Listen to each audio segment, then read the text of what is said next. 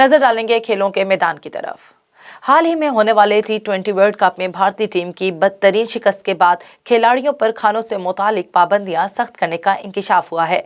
भारतीय मीडिया के मुताबिक वर्ल्ड कप में नाकिस कारकर्दगी के बाद खिलाड़ियों के लिए एक डाइट प्लान तैयार किया गया है, जिसमें खिलाड़ियों को सेहतमंद और फिट रखने के लिए सूर और बीफ खाने पर पाबंदी आयद की गई है। रिपोर्ट में बताया गया है कि अगर कोई खिलाड़ी गोश्त खाना चाहता है तो इसे सिर्फ सर्टिफाइड हलाल गोश्त खाने की ही इजाजत है। फास्ट बॉलर मोहम्मद आमिर ने कोरोना से सेहतयाब होकर T10 लीग में टीम बंगला टाइगर्स को ज्वाइन कर लिया। मोहम्मद आमिर ने गुज़श्ता हफ्ते अपने मद्दाहों को कोरोना वबा में मुब्तला होने की खबर देते हुए कहा था कि वो इस साल T10 लीग में हिस्सा नहीं लेंगे। तहम अब वो कोरोना से मुकम्मल तौर पर सेहतयाब हो गए हैं, जिसके बाद उन्होंने अबू धाबी में जारी T10 लीग में बंगला टाइगर्स के कैंप को ज्वाइन कर लिया है।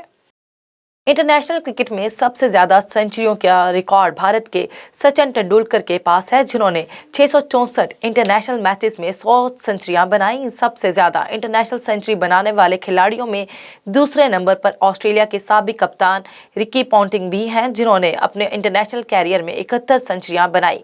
क्रिकेट के हलकों में यह ख्याल किया जाता है कि सचिन तेंदुलकर का 100 सेंचुरियों का रिकॉर्ड कभी नहीं टूटेगा, लेकिन भारत के ही विराट कोहली ने एक वक्त पर शायकीन क्रिकेट को उम्मीद दिलाई कि वो सचिन का रिकॉर्ड तोड़ सकते हैं। विराट कोहली ने अब तक 445 इंटरनेशनल मैचेस में 70 सेंचुरियां बना ली हैं।